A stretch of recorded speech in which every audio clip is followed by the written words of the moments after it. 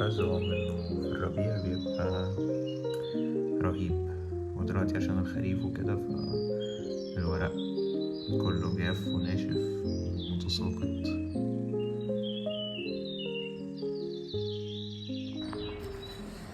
صباح الفل. النهاردة محتاج أروح السفارة البريطانية عشان خاطر أخلص إجراءات التقديم لفيزا بريطانيا. ليه أنا بقدم على فيزا بريطانيا؟ عشان الحمد لله من يومين جالي خبر إنه اتقبلت في منحة إرازموس لدراسة فصل دراسي كامل هناك إن شاء الله. الخبر اللي مش حلو قوي إن أنا لازم أسافر خلال أقل من 15 يوم من دلوقتي، فلازم اخلص الفيزا، لازم انجز كل حاجه في اسرع وقت ممكن. السؤال الاهم بقى، هل هلحق اسافر ولا المنحه ممكن تروح عليا؟ الله اعلم، بس انا هحاول اجتهد في اللي اقدر اعمله، وهو ان انا اقدم واعمل الاوراق واخلص كل الكلام ده، والباقي على الله.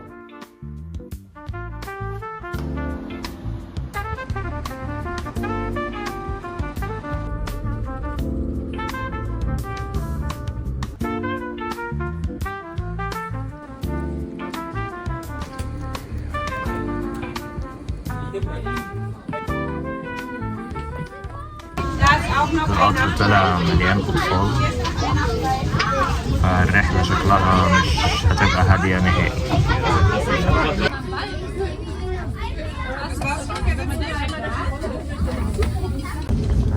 الحمد لله العيال مشيت والقطر فضي، فبراحتنا بقى.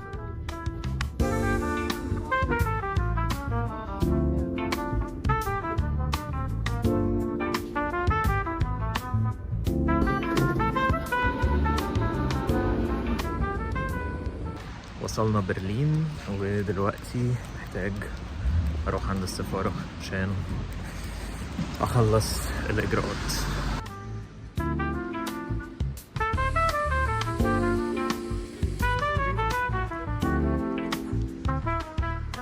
المنطقة اللي احنا فيها اسمها تشيك بوينت تشارلي، ودي كان اللي هو زي الكمين او نقطة التفتيش بين المانيا الشرقية والمانيا الغربية زمان. هنا كان البوابة بين ألمانيا الشرقية والغربية، دي نقطة التفتيش.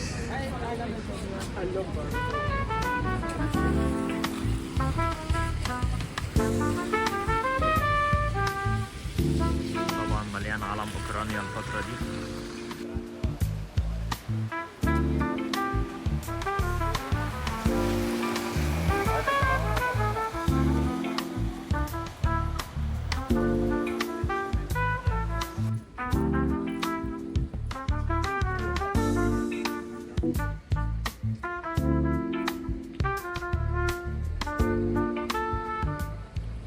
ادينا شفنا الحاج تشارلي، دلوقتي نركز بقى في المهمة اللي جينا عشانها.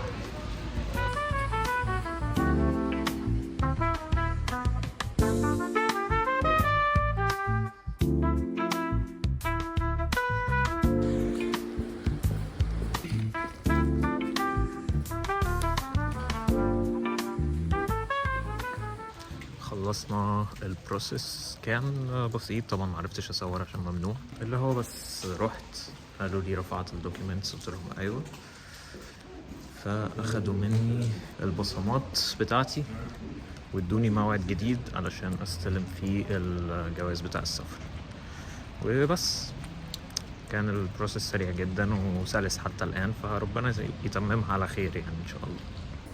الساعة دلوقتي 3:30 العصر المفروض يعني، بس اوريدي في الشمس. روح اقابل صديقي عز عشان نضرب غدا مصري اصيل، فيلا بينا.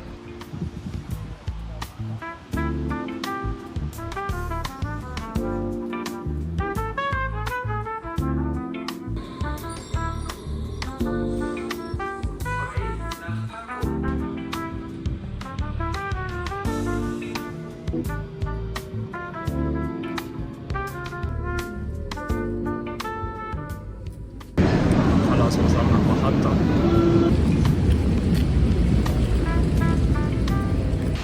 الساعة دلوقتي 4، ولكن زي ما انتم شايفين ليل اوريدي.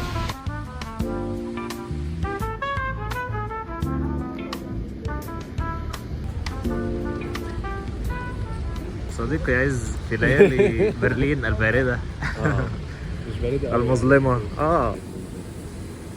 شيكاغو برجر.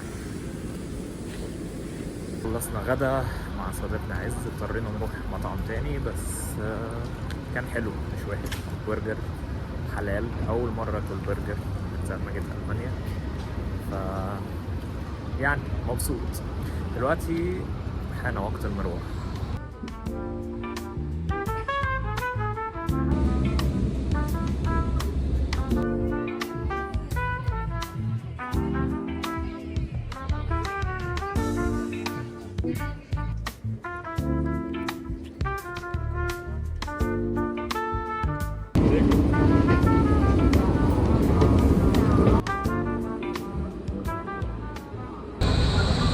الآن في محطة ألكسندر بلاتس، واحدة من أهم المحطات في برلين.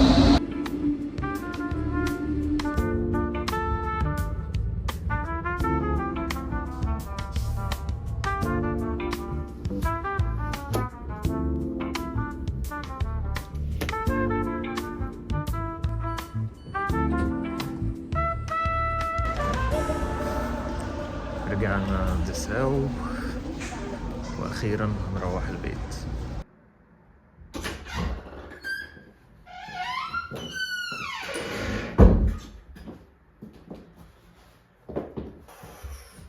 أخيرا وصلت البيت.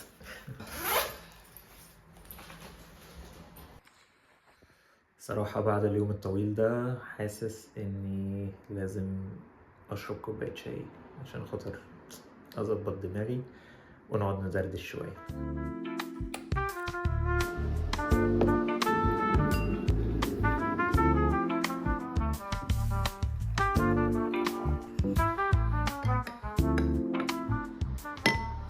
كده نعرف نتكلم. طبعا هو شكل الكوباية غريب شوية، بس عشان أنا عادة بحب أشرب الشاي في إزاز، ودي كانت الكوباية الوحيدة اللي عندنا الإزاز، فما علينا، أحسن من مفيش. طبعا أنا كنت بقدم على الفيزا عشان خاطر المنحة، منحة إرازموس بلس، وهو برنامج بيتيح لك إنك أنت تدرس ترم أو سنة كاملة في بلد تانية، ويتعوض لك اللي هو الوقت ده كأنك أنت درسته عندك يعني في جامعتك الرئيسية. اللي أنا بحاول أعمله إن أنا أخلي الماستر ثيسز أو البحث بتاع الماجستير بتاعي يبقى بين الجامعتين، بين الجامعة بتاعتي هنا والجامعة بتاعتي هناك، وإن شاء الله يظبط الموضوع. بروسس الحصول على الفيزا من دولة أوروبية، يعني من مثلا فيزا بريطانيا أو فيزا، وأزعم فيزا أمريكا ما جربتش صراحة ومش مهتم أجرب الفترة دي. أظن أسهل بكتير طبعا من لو أنا هقدم عليها في مصر أو في أي بلد آخر يعني، وده بطبيعة الحال معروف أسبابه. هنا لا، الموضوع كان سموث جدا الحمد لله، كان ماشي بسلاسة، ما كانش في أي مشاكل. الورق بسهولة جدا، البلاتفورم شغالة كويس، بنرفع الورق عليها وبنروح بس عشان خاطر نتصور ونعمل طبعا بصماتنا وكده. طبعا نتيجة الله أعلم، بس نتأمل خير إن شاء الله. عايز أتكلم عن شوية حاجات صراحة. أولها موضوع الفيز. موضوع الفيز من أكتر المواضيع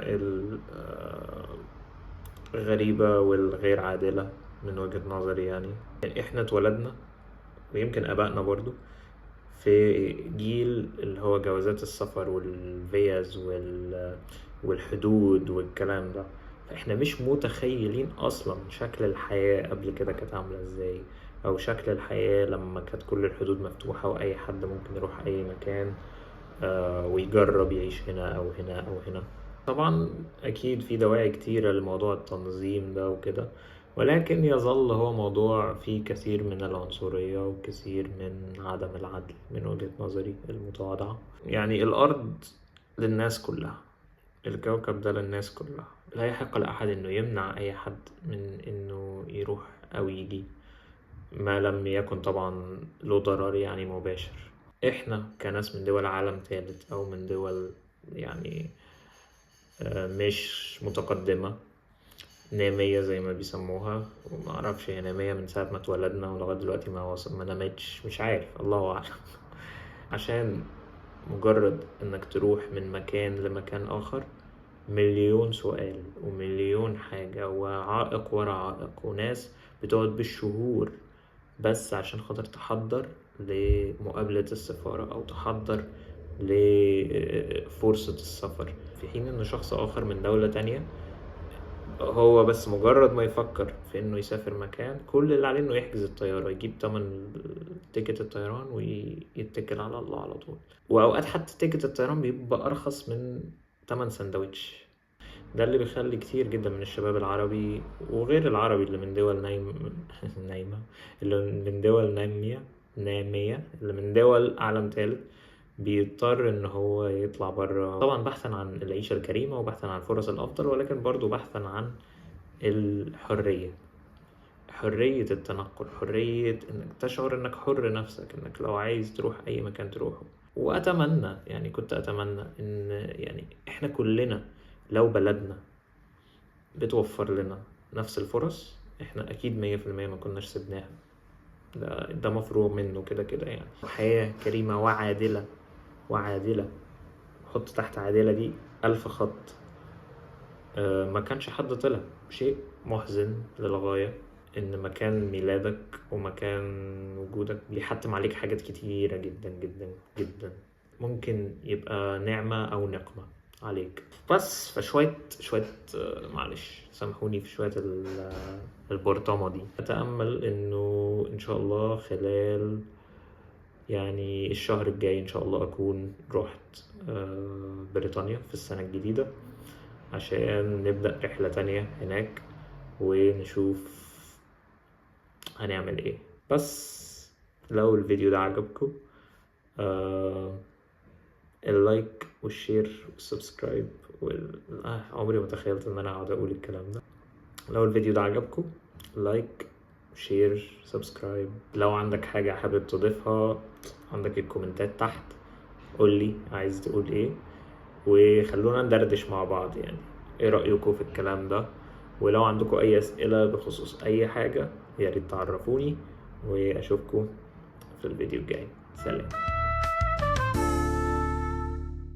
منطلق عادي. بخبراته الجميله وبادائه المميز بهدف قاتل في الدقيقه يمكن الثانيه من البدل ضائع عشان يحمل طموحات واحلام جماهير المصريين.